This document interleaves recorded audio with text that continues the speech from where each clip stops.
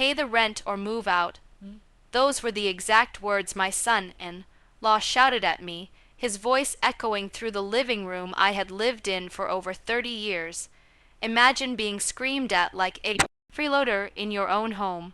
I stood there, frozen, my heart pounding, as he glared at me with that smug look on his face. Like he owned the place, the audacity, the arrogance.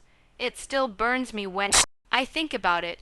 What he didn't know, though, was that I wasn't about to let him win. I had a plan. A quiet, secret plan that would flip his entire world upside down.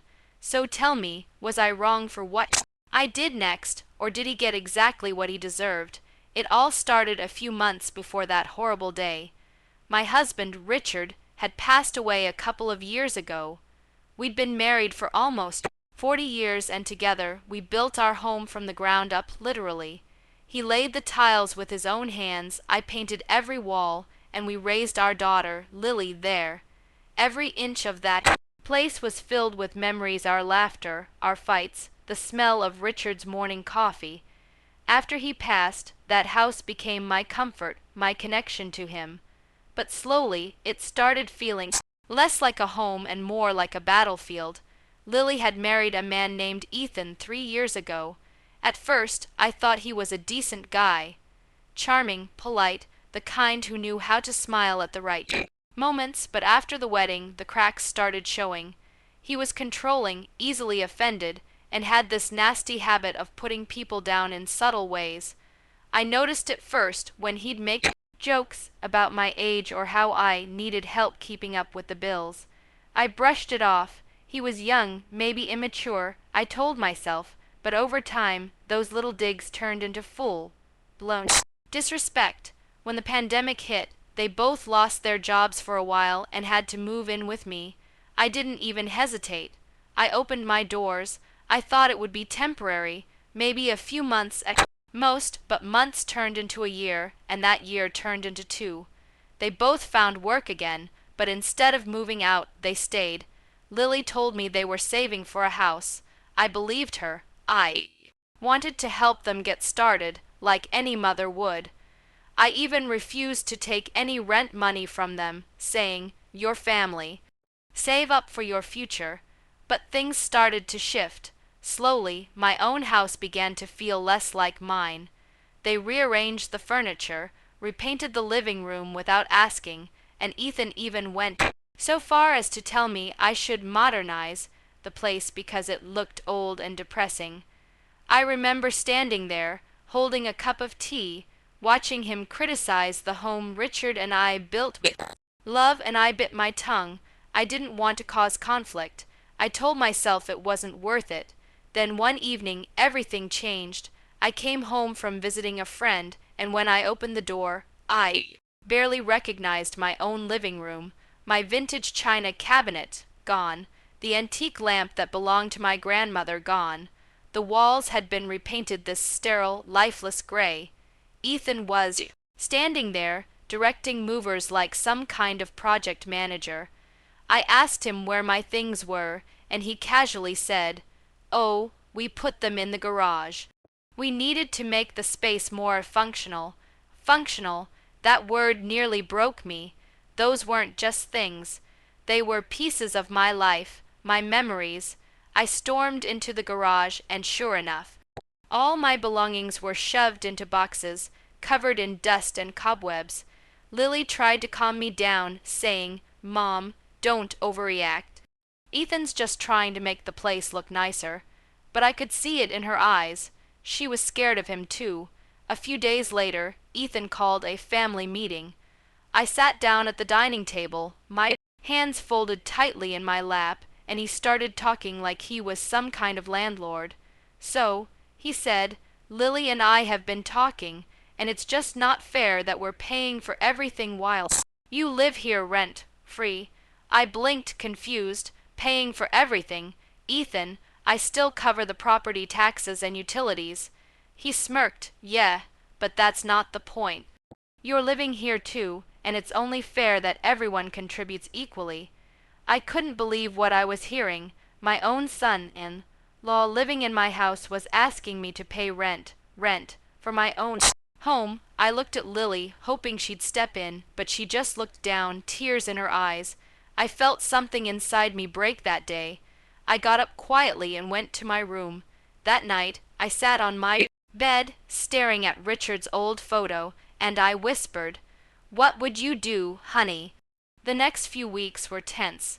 Ethan started acting like the man of the house, giving orders, criticizing everything I did. If I left a dish in the sink, he'd comment on it. If I watched TV in living room, he'd sigh loudly until I turned it off. I started spending more and more time in my room, just to avoid him. The worst part was seeing how Lily had changed. She was quieter, more withdrawn. I could tell she was trapped between love and loyalty. Then came the final straw. One morning, I came downstairs, and Ethan was already sitting at the table with a coffee, scrolling through his phone. Without even looking up, he said, "Hey, we've decided that if you're going to stay here, you'll need to start paying $800 a month in rent. Otherwise, we'll need you to find somewhere else to go." I froze. "You're kicking me out of my own house." He shrugged. "Technically, it's not yours anymore once we take over the mortgage. You said you wanted to retire, right? So just move into an apartment or something. It'll be easier for everyone." That was it. I realized then that he wasn't just disrespectful. He was planning something. He wanted me out. I didn't say another word. I just nodded, went upstairs, and started making calls. You see, I had never told them one important thing. The house was fully paid off. Richard and I had cleared the mortgage years ago. It was entirely in my name, and I had no plans to sign it over to anyone. So I reached out to an old friend of mine, Carla, who worked in real estate. I told her everything, how they were treating me, how they wanted to push me out, and she just shook her head and said, "You know, you don't have to live like that. You could sell the house, pocket the money, and start fresh somewhere else." That idea stuck with me. At first, I thought it was too drastic, but the more I thought about it, the more it made sense. Why should I let them bully me in my own home? Why should I let Ethan, that arrogant man, control the life I built? I decided I was done being a victim. So that week, while Ethan and Lily were both at work, I had Carla come over. She took pictures, listed the house quietly, and within 2 weeks we had a serious buyer. I handled everything in secret, every call, every signature. I made sure the closing date was set for the same weekend. Ethan and Lily were supposed to go visit his parents out of town. The day they left, I started packing. I boxed up my most important things, photos, keepsakes, a few clothes, and moved them into storage. The house sold for a good price, more than I ever expected. I transferred the funds into my account, signed the papers, and handed the keys to the new owners. When Ethan and Lily came back, they pulled into the driveway and saw a "sold" sign on the lawn. I was sitting on the porch with a cup of tea, waiting for them. Ethan jumped out of the car, red-faced and furious. "What the hell is this?" he shouted. I smiled calmly. "Oh, that, I sold the house." He blinked, stunned. "You what?" "I sold it." I repeated, "It's not mine anymore. And since you said I had to pay rent or move out, well, I moved out. You'll have to do the same." He went ballistic, yelling, cursing, calling me every name you can imagine. Lily just stood there, crying. I felt bad for her, but I also knew she needed to see who her husband really was. Eventually, I got up, walked to my car, and said, "Good luck finding somewhere else to stay. Maybe next time you'll think twice before disrespecting the person who gave you a home." Then I drove away. Before I tell you what happened after that, I want you to pause for a moment and tell me, what would you have done if you were in my shoes?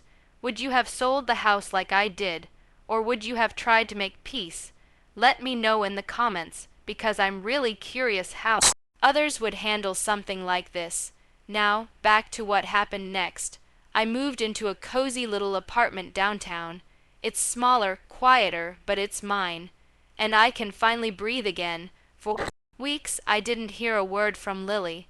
I worried about her, but I also knew she needed space. Then one evening, she showed up at my door. Her eyes were red from crying. She told me that after the house sold, Ethan completely lost it. He blamed her for everything, saying she should have convinced me to sign it over. They ended up separating a few weeks later. She moved in with a friend and eventually filed for divorce. It broke my heart to see her go through that, but at the same time, I was proud of her for standing up for herself. We've since rebuilt our relationship. She visits me often, and we laugh again like we used to.